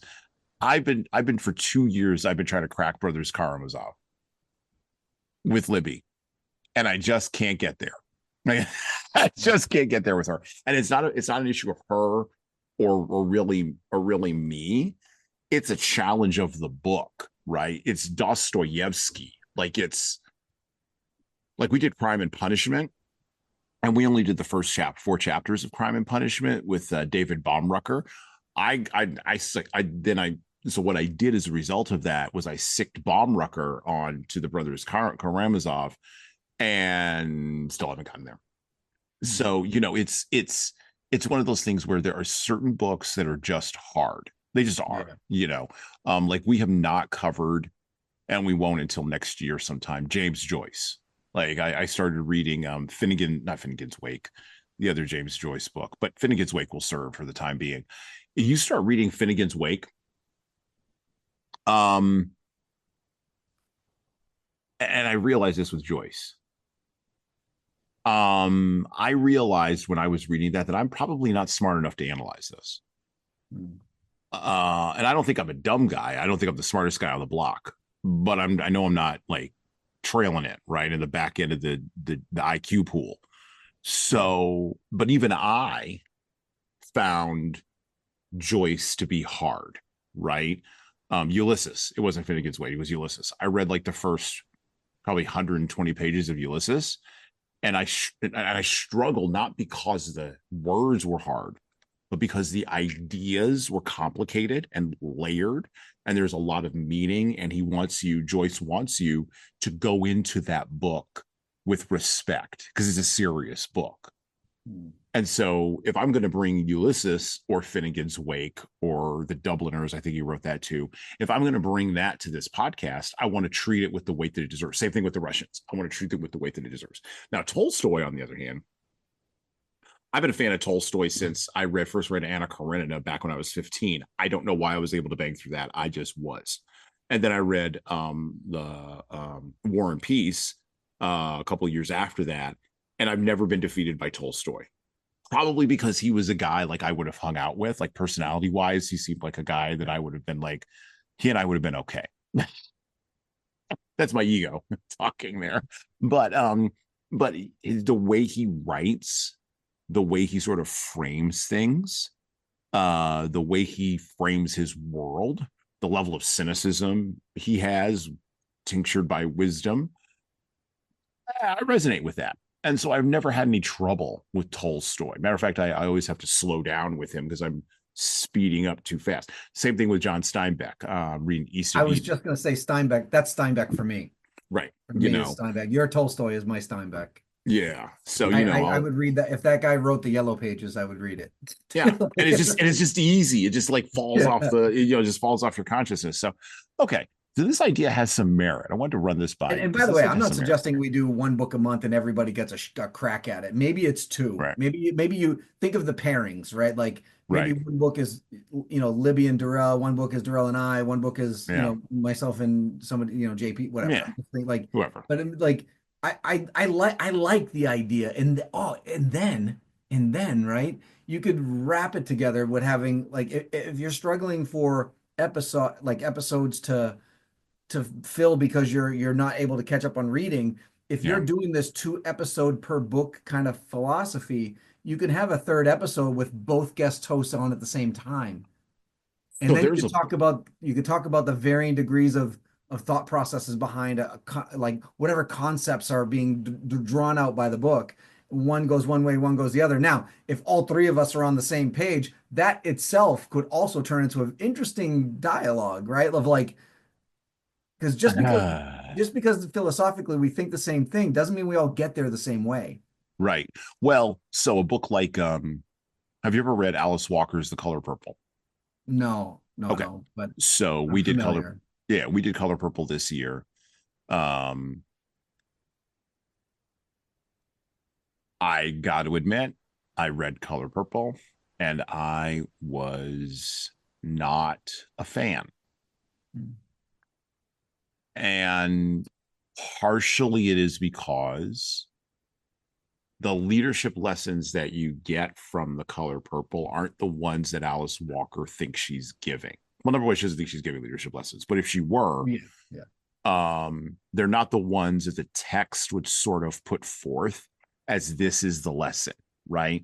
So there's a whole, to give an example, there's a scene in there, or not a scene, there's an episode in there that is related where an African-American lady and her husband are walking along the sidewalk or whatever, and a mayor, and this is in an all-white town, right? And there are Black people in an all-white town in the South, back during segregation. And so, of course, if the white people show up on the sidewalk, you guys step aside. Okay, fine. That's sort of the framing, right, of this episode in the book, or this incident in the book. And the mayor's wife, who, is walking along the sidewalk, stops the children of the African-American woman and her husband, and starts touching their hair and starts talking about them and asks if they want to be servants. It's a whole scene. And I know why Walker set up this scene, right? I know why. Because these are things that she witnessed in a pre-civil rights South. And these are things that were told to her that happened to African Americans in a pre-civil rights South. In particular, African Americans who were not, let us say this, of the status of like a W.E.B. Du Bois. Okay. So they're poor, beyond poor, like shanty poor, right? Shanty poor African Americans in Mississippi. Check mark all the boxes, right? And so in the incident that is related in the book, the African American lady ends up getting into a fist fight, ends up punching the mayor's wife, and gets into a fist fight with the mayor and the cops. And the cops like beat her half to death, right? And then they haul her, of course, off to jail because that's what you do, because she was the inciting person, even though she wasn't really, whatever. But they haul her, and I'm saying whatever, but like this is how things happened, right? And so they haul her off to jail, and then there's a spiral of degradation that this pulls this family into. What's the leadership lesson from there? And so I read this, and that's my first question. Like, if I'm a leader and I'm reading this, what am I getting from this? And the only thing that I could pull from that was the lesson of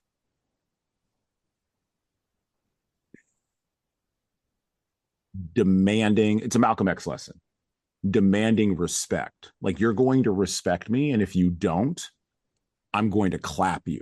Like, he actually said this in one of his speeches, right? He said, like, you Christians, you have the religion of turn the other cheek. I have the religion of, if I get hit, I'm going to crack you back twice as hard. Yeah. And that was Malcolm X, right? Because he was militant, right? Eldridge Cleaver, same thing. When you read Soul on Ice, which we also read this year, same idea. And this is the thing with a book like The Color Purple.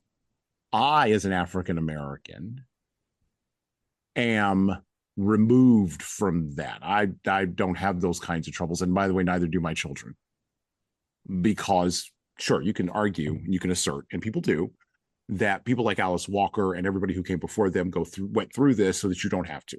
Okay, yes, this is the idea of family, tradition, and community. Absolutely true. For sure. I agree with all that. And yet,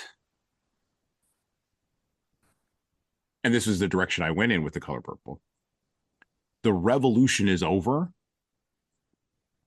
and African Americans won. We won the revolution. We really did. And I'm not talking about the poor African Americans, because poor African Americans, just as poor whites, poor Hispanics, poor anybody, regardless of race, are going to have those same kinds of challenges. They just are. But when you get into, not but, because two things can be true at the same time, and when you get into the middle class and the upper class, those challenges have now fallen away in a way they did not fall away pre-civil rights, or even up to probably the 1970s or even 1980s. Yeah. So what do you do? And I'm obsessed with this idea, or I was obsessed with this idea during Black History Month. What do you do when you've won the revolution? And you're shocked, right? And you're shocked that you won, by the way. No, you start a new one. What do you mean? What do you do? you look for the next fight. This is not a completion thing. This is not something. What are you talking about? Well, and also as a Christian, I believe in reformation rather than revolution, and those are two fundamentally different things. Yeah, for sure. because revolution gets you into a different kind. Revolution is always in a hurry. It's just like sin. It's always in a hurry. Okay. And so I'm using The Color Purple, and I'm using that book that we covered and the way that I approached it to say this.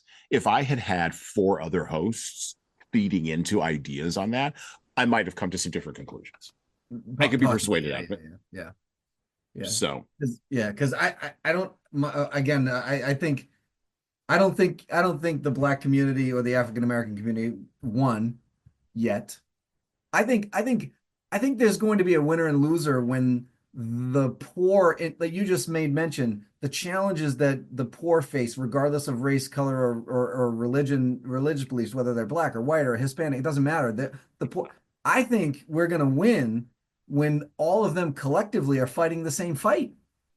That's when we'll win. Because right now, to say that you won, you won a battle. You didn't win the war yet. I think the war is still going on. The war is just changing the battlefield.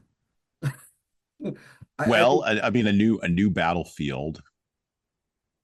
And you know what? You wouldn't be the first person to say that. So John McWhorter says this all the time with when he's on the podcast with Glenn Lowry, because Glenn Lowry very much, who's been through the wars. He's an African-American writer and thinker, been through all the wars, literally. Went from being conservative to being progressive, back to being kind of sort of conservative, not really. And John McWhorter, always been a progressive leftist, always been that guy. But he's a progressive leftist with a brain, which is kind of amazing, right, these days in our culture. And so, they'll get on and they'll go after it. And McWhorter does basically agree with you. He's in that position. Whereas Lowry would probably be closer to my position, where, fundamentally at a certain point, particularly in America, this is where the American struggle is. I can't talk about other countries, but the American struggle, particularly around race, is what happens when racial groups in this country wind up getting everything they asked for.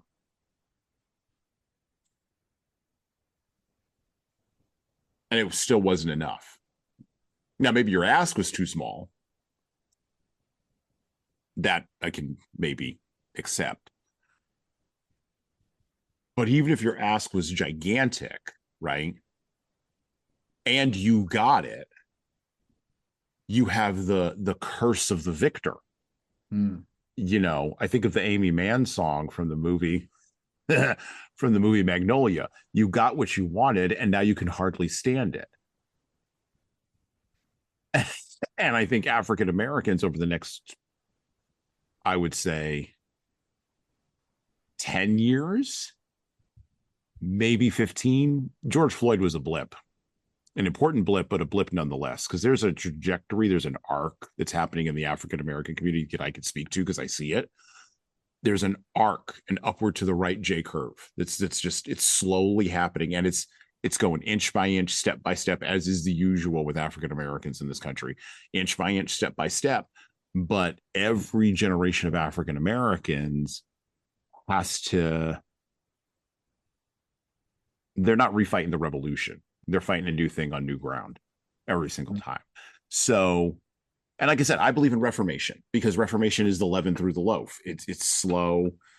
Sometimes it requires the blowing up of institutions and systems and processes, and I'm fine with that. But you have to have a replacement for it. And that's where I always get off the train with the revolutionaries, because they never have a replacement for it. They just want to blow crap up, cause chaos, and then move on. Like, what, that is not helpful, because then all of us are still here. And what are you going to do about the kids? They got to build after the chaos. Yeah.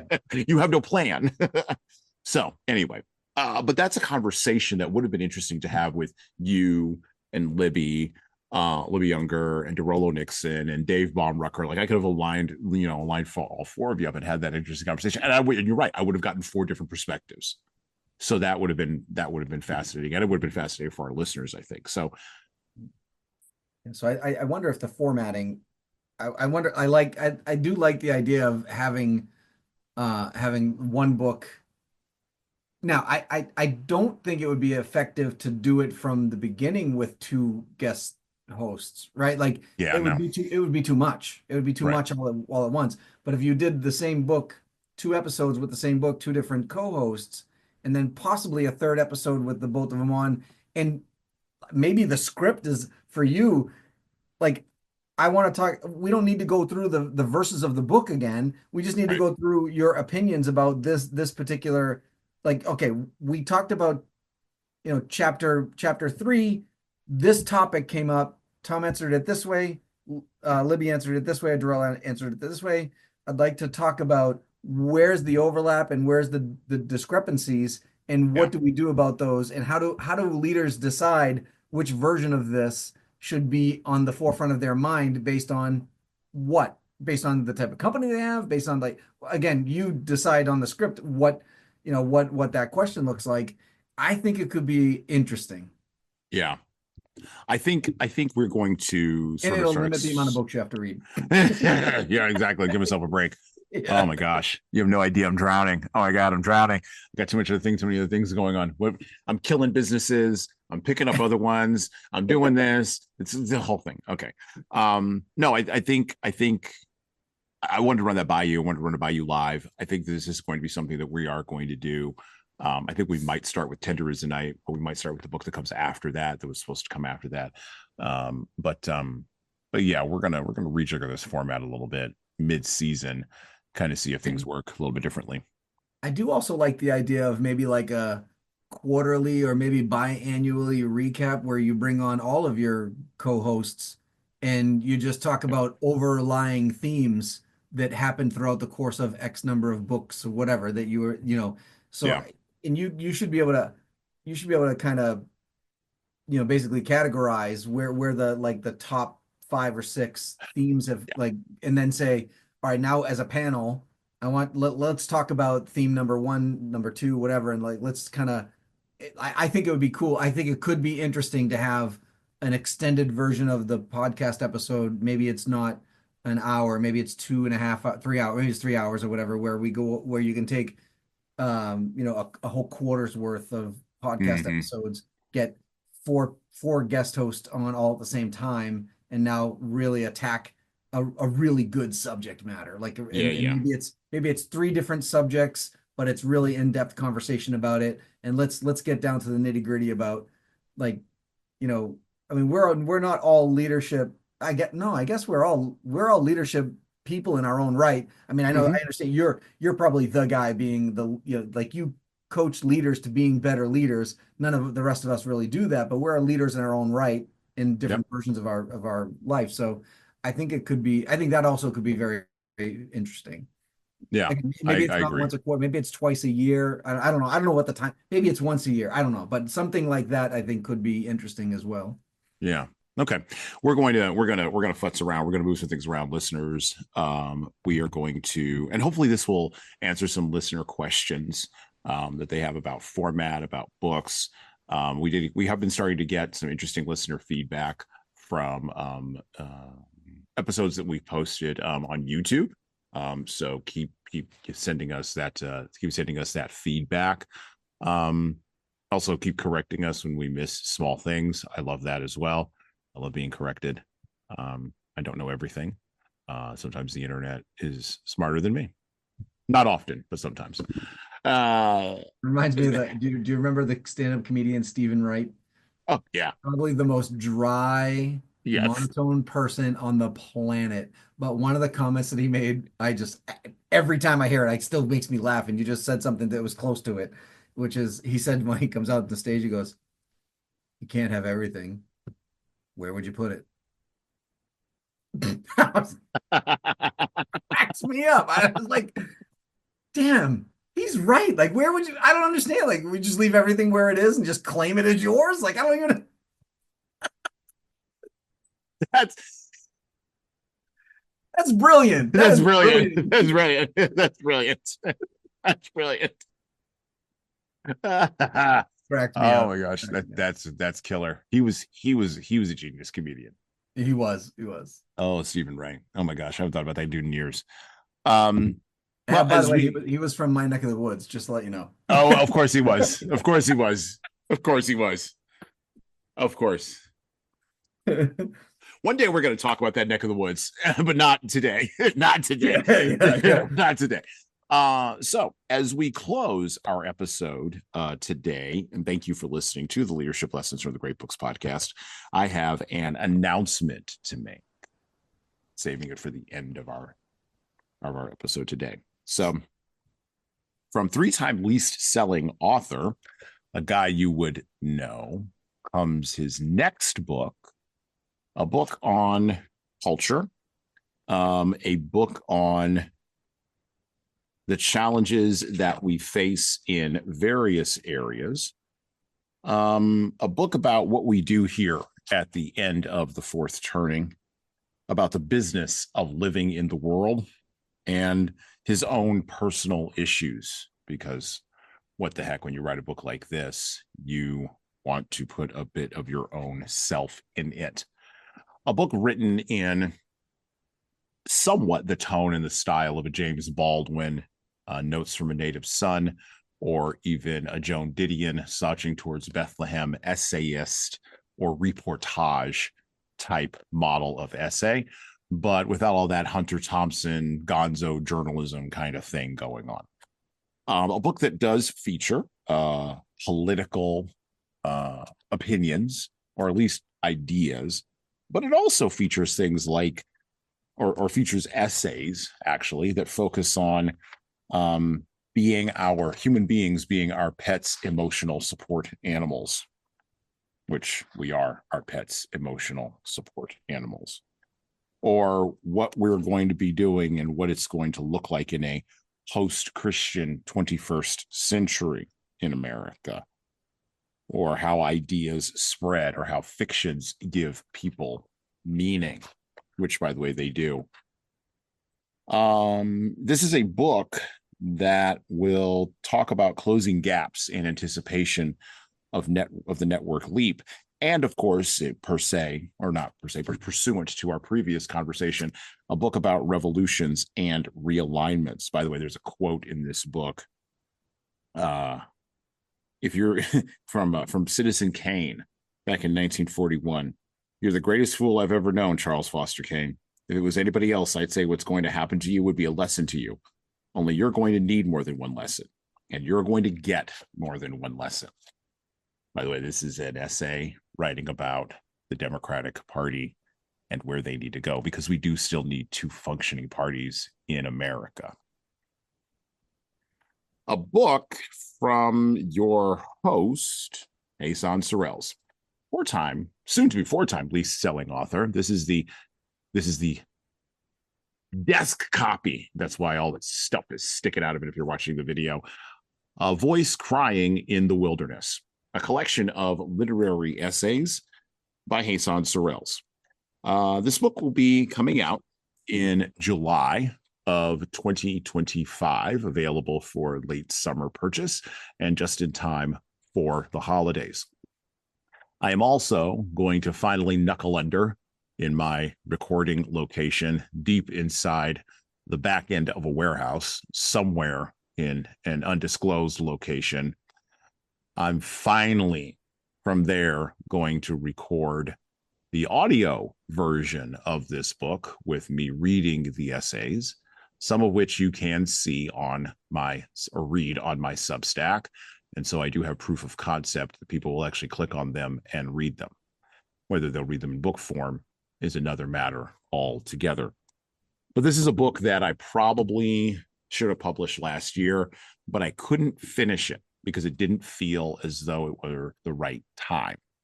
This feels as though it is the right time. So look for A Voice Crying in the Wilderness, Literary Essays by Jesan Sorrells, a cultural commentary book coming in July of 2025 from my company, HSCT Publishing, and it will be available everywhere where you get books. So Amazon, Barnes & Noble, Ingram Spark, Kobo, all those virtual places, print on demand. And of course, the audiobook version will be on Audible, and that will be coming out, it's looking like November or December of 2025. So a collection of essays divided into 3 parts, covering a lot of different areas. I think you're going to like it. I think you're going to enjoy it. And of course, when it comes out, we will talk about it on the podcast, because why wouldn't I do that? It's the most self-serving thing that I can do. And what the heck, I talked about Tom. Kind of seems like you'd be crazy not to. I also talked about Tom Libby's book, so I don't feel bad. Maybe I'll bring Tom on. I'll send him a copy of the book. He'll read it. He'll tell me there's too many words in it. And then we'll talk about it. It'll be great. By the way, I do use the term eshtikon and emetize in the book. So I'll bring up, Jesan, do you remember back in May when you told me it was 215 pages and you reformatted to now it's 267? Guess what? It should have been 215. It should have let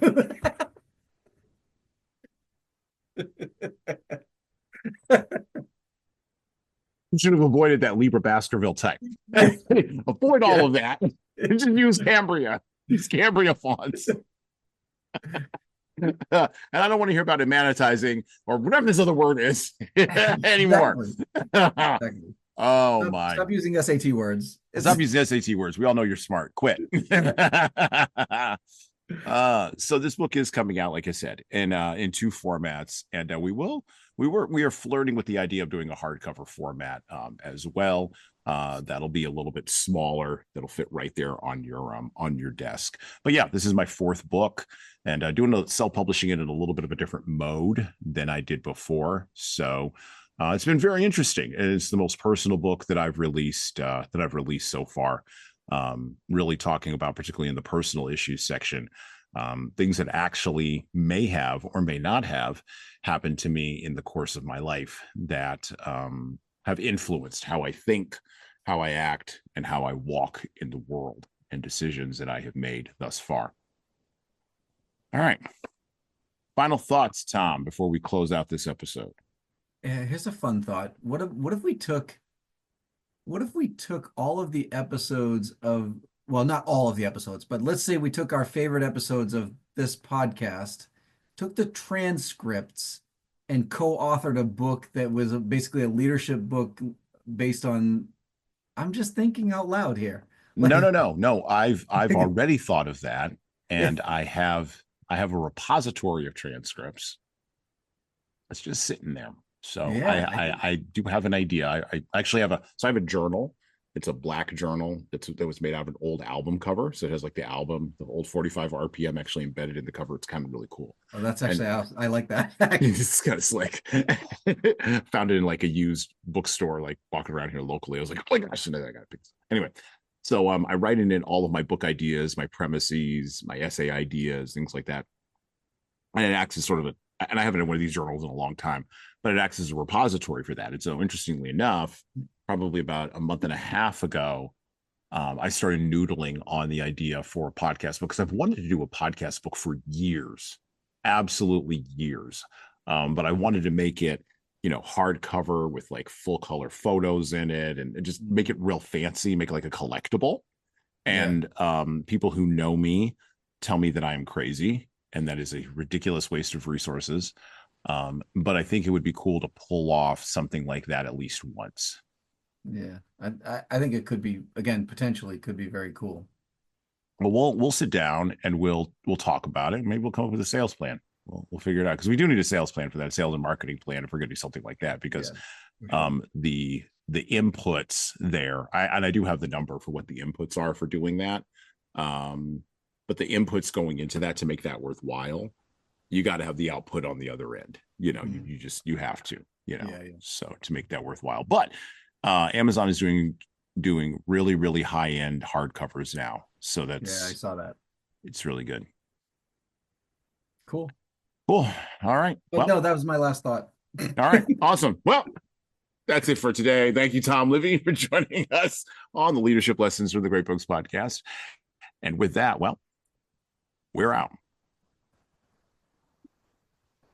Thank you for listening to the Leadership Lessons from the Great Books podcast today. And now that you've made it this far, you should subscribe to the audio version of this show on all the major podcast players, including Apple iTunes, Spotify, YouTube Music, and everywhere else where podcasts are available. There's also a video version of our podcast on our YouTube channel. Like and subscribe to the video version of this podcast on the Leadership Toolbox channel on YouTube.